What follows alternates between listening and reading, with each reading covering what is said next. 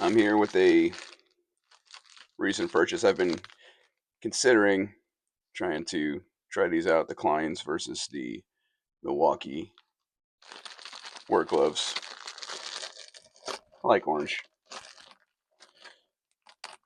Let's see how they fit.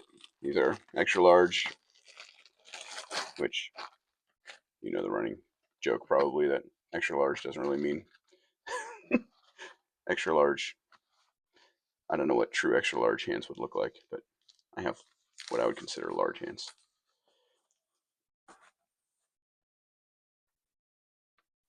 Yeah, so nicely done.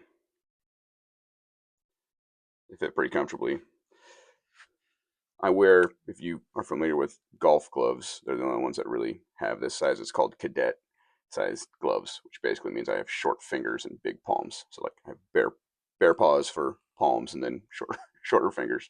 Anyway, so this fits me pretty well though. Got a little extra slack there at the top, but yeah, I think these will work out really well. Pleased with that. Got a good deal on these, so they're level 1 cut rated. So um, so they should serve pretty well overall. Obviously, I'm not doing any heavy cutting with these. That's not what the point is. These are a nice set of work gloves. I think these are the most indispensable types of work gloves that you can get. They're inexpensive and they last a long time. The nitrile holds up to abrasion pretty well.